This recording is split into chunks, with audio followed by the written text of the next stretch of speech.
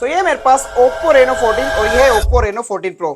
आज हम करेंगे दोनों स्मार्टफोन का कंपैरिजन। ये एक डिटेल कंपैरिजन है और स्पेशली उनके लिए जो फिर बाय करने का सोच रहे हैं। मतलब कि 12,000 रुपए का जो डिफरेंस है, क्योंकि Reno 14 आता है 38,000 रुपए का, Reno 14 Pro आता है 50,000 रुपए का। तो जो 12,000 का डिफरेंस है वो वर्थ रहेगा कि नहीं रहेगा अपग्रेड करने के लिए या फिर Reno 14 Pro की तरफ जाने के लिए, सब कुछ बताऊंगा डिटेल में। फटाफट से स्टार्ट करते हैं। सबसे पहले हम लोग बात करेंगे यहाँ पे डिजाइन और बिल्ड की। अगर मैं इन दोनों फोन को आंख बंद करके पकड़ूंगा ना तो ऑलमोस्ट सेम सा ही फील आएगा।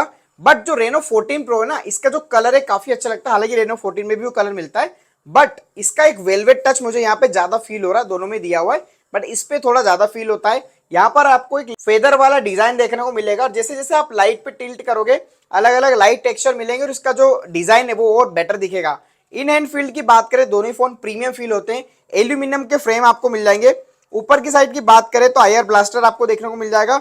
डुअल नॉइस कैंसिलेशन माइक देखने को मिल जाएंगे और आपको स्पीकर देखने को मिल जाएगा।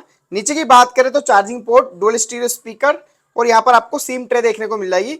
राइट साइड की बात करें तो स्विच ऑन ऑफ बटन और 2 वॉल्यूम रोकर आपको देखने को मिल जाएंगे और फील आपको ऑलमोस्ट सेम से ही होता है, बस थोड़ा सा साइज का डिफरेंस है। और फ्रेम मैंने आपको बताया कि एल्यूमिनियम है, तो बिल्ड क्वालिटी काफी स्ट्रॉन्ग है दोनों फोन की। साइज में एक थोड़ा सा डिफरेंस है जिसके कारण आपको पता चलेगा कि Reno 14 Pro कौन सा, Reno 14 कौन सा है। दोनों ही फोन में आपको ग्लास बिल्ड देखने को मिल जाएगा। तो बैक पैनल यहाँ पे दोनों का ग्लास है और गोरिल्ला ग्लास 7i का प्रोटेक्शन है। तो बिल्ड क्वालिटी दोनों की स्ट्रॉन्ग है। और बैक साइड में जब कैमरा लेआउट आप देखते हो तो वो भी आपको सिमिलर ही देखने को मिल जाता है। ट्रिपल रियर कैमरा सेटअप है, एलईडी फ्लैश और Reno 14 में आपको एक अलग से एक सेंसर दिया हुआ है। यहाँ पर एक एडवांटेज Reno 14 Pro के पास डिजाइन में है। कलर्स की बात करें तो Reno 14 Pro में आपको 2 कलर मिलते हैं। एक तो जो मेरे पास है व्हाइट और ये आपको ग्रे कलर मिलेगा।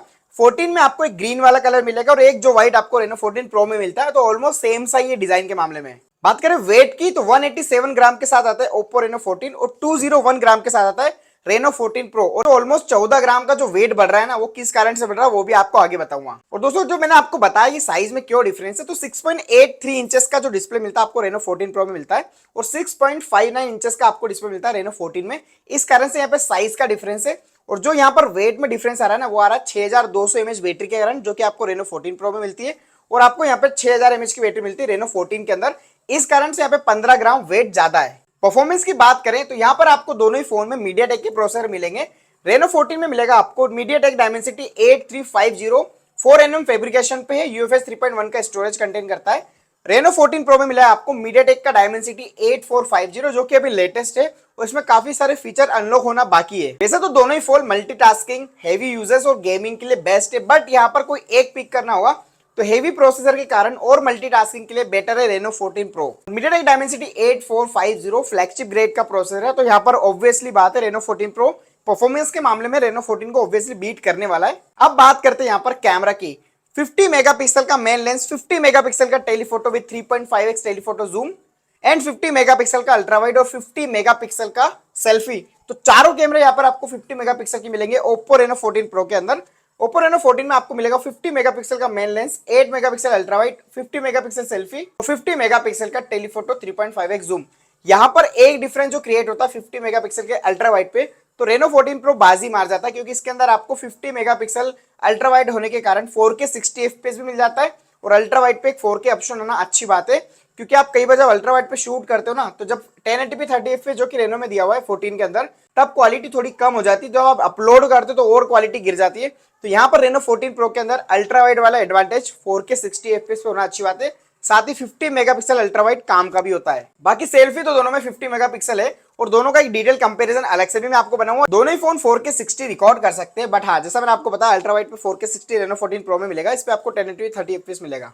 जूम आपको दोनों 120x मिलता है। बाकी आपको यहाँ पर AI perfect shot, live photo जैसे ऑप्शन तो दोनों ही फोन में मिल जाते हैं। यहाँ पर दोनों ही फोन के अंदर under water photography and videography भी आप कर सकते हो, क्योंकि दोनों ही फोन के अंदर आपको IP66, IP68 और IP69 की वाटर एंड डस्ट रेजिस्टेंस मिलता है। बट एक बात बता देता हूं आपको कि लो लाइट्स के अंदर Reno 14 Pro का जो परफॉर्मेंस है वो ज्यादा बेटर होगा।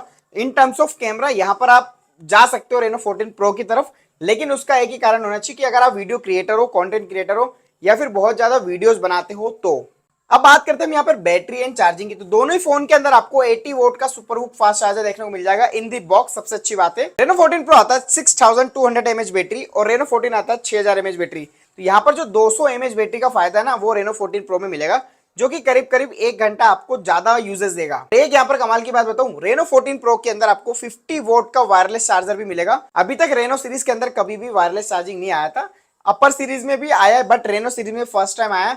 तो एक चीज जो हमेशा से मुझे कमी लगती थी वो भी यहाँ पर ओप्पो ने इस बार रेनो सीरीज के अंदर दे दिया है, 50 वोल्ट का वायरलेस चार्जर। तो दो यहाँ पर आपको मेजर पॉइंट देखने को मिलते हैं, एक तो 50 वोल्ट का वायरलेस चार्जर और 200 mAh ज्यादा बैटरी, जो कि रेनो 14 प्रो को विनर बनाता है। बात करते हैं यहाँ पे डिस्प्ले की। रेनो 14 प्रो आता है 6.83 इंचेस का full HD plus 120 hertz AMOLED display के साथ, जो कि कंटेन करता है 1600 नीट्स का पीक ब्राइटनेस। ओप्पो रेनो 14 आता है 6.59 120 हर्ट्ज 1.5 के एमोलेड डिस्प्ले के साथ, जो कि कंटेन करता है 1200 नीट्स का ब्राइटनेस। तो जब आप धूप में दोनों फोन को एक साथ चलाओगे तो ज्यादा विजिबिलिटी यहाँ पर रेनो 14 प्रो की होगी, बट आप ये मेक श्योर करना कि कितनी बार आप धूप में चलाने वाले हो, तो ये बहुत रेयर केस होता है। बट हाँ, दोनों में 1600 और 1200 नीट्स का डिफरेंस है, तो यहाँ पर 400 नीट्स ज्यादा है, तो विजिबिलिटी यहाँ पर धूप में या ज्यादा लाइट में रेनो 14 प्रो की होगी। बाकी आप डिस्प्ले पे जब कंटेंट प्ले करते हो, HDR10+ दोनों सपोर्ट करता है, दोनों 4K पे वीडियो सपोर्ट कर लेते हैं, कलर्स दोनों के अच्छे, HDR रेंज दोनों की अच्छी है। तो कोई भी मल्टीटास्किंग करना है, गेमिंग करना है या फिर आपको वीडियो प्ले करना है, कंटेंट कंज्यूम करना है, दोनों ही बेटर है। सॉफ्टवेयर एंड फीचर्स की बात करें तो दोनों ही फोन ColorOS 15 और Android 15 पे बेस्ड है।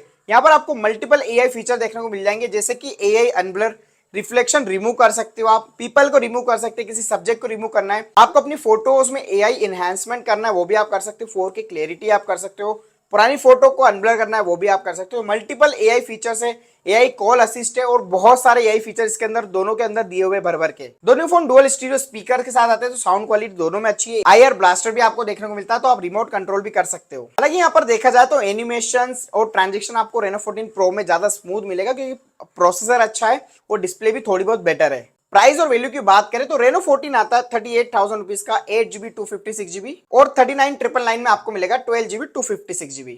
रेनो 14 प्रो आता है 49,999 पे 12GB 256GB और 54,999 पे आता है 12GB 512GB।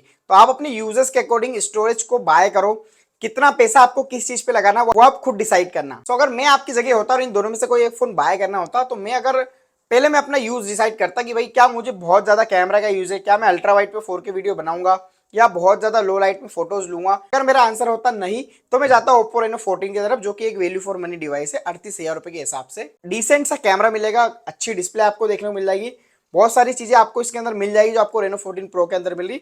बहुत ज्यादा सिमिलरिटीज है दोनों ही फोन्स के अंदर, प्राइस में एक बड़ा डिफरेंस है। यहाँ पर अगर परफॉर्मेंस की बात करें, अगर आप बहुत ज्यादा हेवी यूजर हो, गेमिंग ज्यादा करते हो, तो भी आप रेनो 14 की तरफ जा सकते हो, क्योंकि रेनो 14 प्रो के अंदर आपको जो प्रोसेसर मिल रहा है उसके अनलॉकिंग होना बहुत सारे फीचर्स बाकी है, तो उसके हिसाब से भी आप रेनो 14 की तरफ जा सकते हो। मल्टीटास्किंग, हेवी टास्किंग, गेमिंग आप इसके अंदर कर सकते हो। बैटरी एंड चार्जिंग में भी बहुत ज्यादा फर्क नहीं, सिर्फ 200 mAh आपको यहाँ पर एक्स्ट्रा मिलेगा।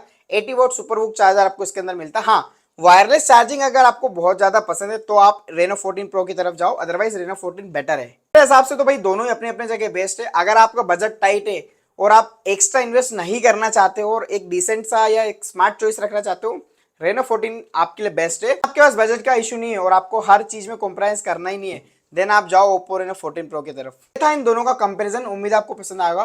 पसंद आया तो लाइक करो, चैनल पे नए तो सब्सक्राइब करो, और अगर आप ये दोनों ही फोन बाय करना चाहते हो, यहाँ पर प्रोडक्ट टैग है, आप वहां से भी कर सकते हो।